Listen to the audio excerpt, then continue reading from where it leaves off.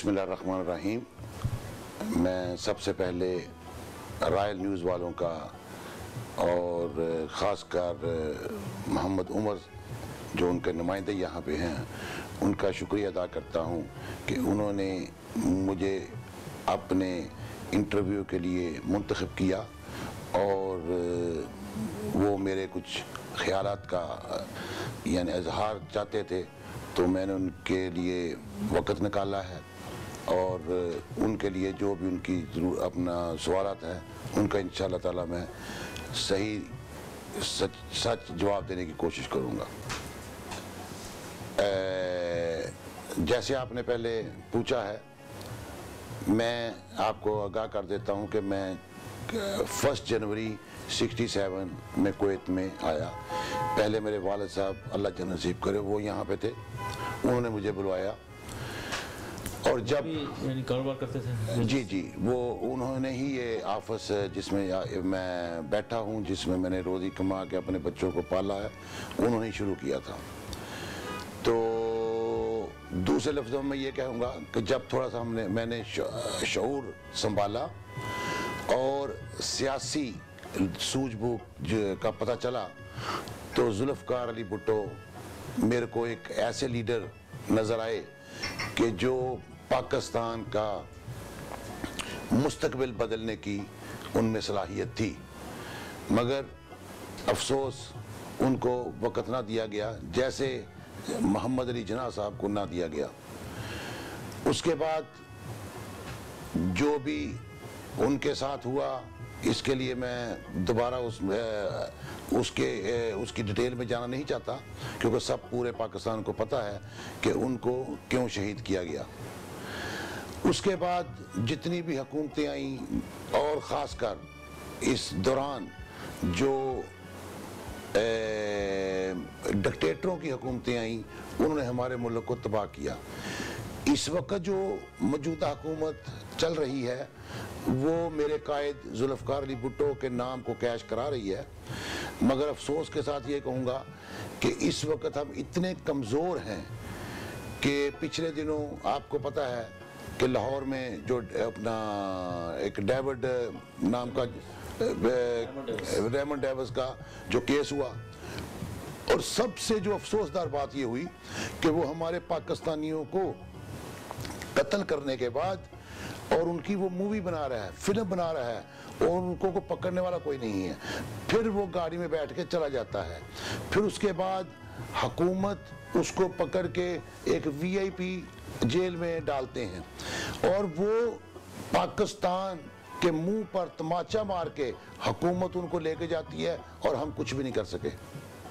یہ ایک پاکستان کا شاید انہوں نے یہ دیکھنا کا تھا کہ ان میں کوئی دم خم ہے یا نہیں ہے. یہ وہی کام ہونے والا ہے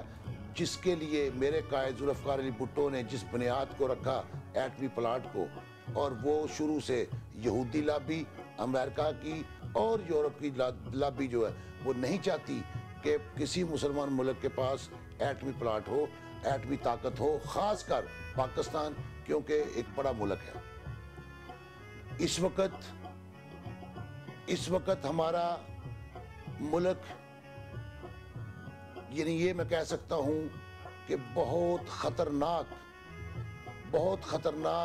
پوزیشن پہ پہنچا ہوا ہے. اگر ہم نے اس وقت ہوش کے ناخن نہ لیے, ہم نے اپنے آپ کو نہ جگایا اور ہم نے اپنے آپ کو ملک کی, پاکستان کی عوام کی بہتری کے لیے کام کرنا نہ سوچا تو میں افسوس کے ساتھ کہوں گا کہ آنے والا وقت جو ہے وہ ہمارے لیے کوئی اچھا نہیں ہے. کیونکہ جس ملک کی انڈسٹری بند ہوتی جا رہی ہو, جس ملک کی ایگریکلچر ختم ہوتی جا رہی ہو اور غریب سے غریب ہوتا جا رہا ہے, امیر جو ہے وہ دن دگنی رات چگنی ترقی کر رہا ہے اور وہ سٹاکسٹ بن کے اور اپنے آپ کو جو خاص کر جو بیٹھے ہوئے ہیں اسمبلیوں میں وہی سٹاکسٹ ہیں, وہی فیکٹریوں کے مالک ہیں, شوگر ملوں کے, گھی ملوں کے, دوسرے میں, اور ہر مہینے جو پیسے بڑھاتے ہیں اور پٹرول کی قیمت, گیس کی قیمت चलो मैं कहता हूँ बढ़ा रहे हो तो कम से कम गरीबों को दे तो दो, फैक्ट्रियों को दो ताकि फैक्ट्रियाँ चलें। इस वक्त क्या पोजीशन है, मैं चूँकि सियालकोट से मेरा तल्लक है, वहाँ की जो फैक्ट्रियाँ हैं, जो वहाँ की इंडस्ट्री है, बहुत से ज़्यादा बंद हो चुकी है। फैसलाबाद जो मैनचेस्टर है पाकिस्तान का, उसकी ये पोजीशन है कि फैक्ट्रियाँ बंद करके हम अपनी फैक्ट्रियों को बांग्लादेश ट्रांसफ़र कर रहे हैं। बांग्लादेश वो मुल्क जहाँ पे जूट के अलावा कोई चीज़ नहीं थी, पटसन, ये अपना इंग्लिश में बोल गया हूँ, पटसन के अलावा कोई चीज़ नहीं थी, मगर इस वक्त वो कॉटन हमारे से लेके हमारे से प्रोड्यूस करके वो दुनिया में अपना नाम बना रहा है। आप ये देखें कि हम कहाँ जा रहे हैं और वो कहाँ। हमारी आज से 2 साल पहले की करेंसी जो है उसका रेट क्या था और इस वक्त क्या है। मुझे तो ये डर है कि अगर यही हालात रहे और चंद महीनों के बाद हमारी जो करेंसी है वो हो सकता है कि इतनी नीचे चली जाए कि प्रिंटिंग भी महंगी पड़ जाए। मैं जो मौजूदा हुक्मरान हैं, जो वज़रा हैं, मैं उनसे सिर्फ इतनी अपील कर सकता हूँ कि खुदारा कोई ऐसा काम कर जाएं जैसे जुल्फ़िकार अली भुट्टो ने एटमी प्लांट लगा के किया और इंशाअल्लाह ताला वो क़यामत तक ज़िंदा रहेगा, उसका नाम ज़िंदा रहेगा। और काश आप लोग भी इस पॉइंट पे सोच लो और ऐसा काम कर जो कि जो मुल्क की बेहतरी के लिए, अवाम के लिए की बेहतरी के लिए हो। आपको सबको पता है कि इस वक्त मुल्क के अंदर बेरोज़गारी किस अरूज पे है। उस वजह से क्या है कि लूट मार आम है। आप घर से निकलते हो, आपको गारंटी नहीं है कि आपने वापस अपने घर आना है या नहीं। तो अगर आपको ये मुल्क चाहिए, आप ये याद रखें हुक्मरानों कि अगर मुल्क होगा तो आपकी कुर्सियाँ भी होंगी, हुकूमत भी होगी। अगर मुल्क अल्लाह ना करे, अल्लाह ना करे, अल्लाह ना करे कि मुल्क को कुछ हो जाता है तो आप लोगों के पास तो ड्यूल नेशनलिटियाँ हैं, आपने तो बाहर चले जाना है। सोचें उन गरीबों का, वो कहाँ जाएंगे, वो उसी मुल्क में रहेंगे, इसी मुल्क में रहेंगे, इधर ही उन्होंने मरना है, इधर ही जीना है। मैंने जैसे पहले आपसे किया कि अगर हुकूमत के नुमाइंदे कोई ऐसा काम करेंगे जो मुल्क के लिए, अवाम के लिए बेहतर होगा तो इंशाअल्लाह ताला आने वाले वक्त में उनका नाम सुनहरे हरूफ में लिखा जाएगा।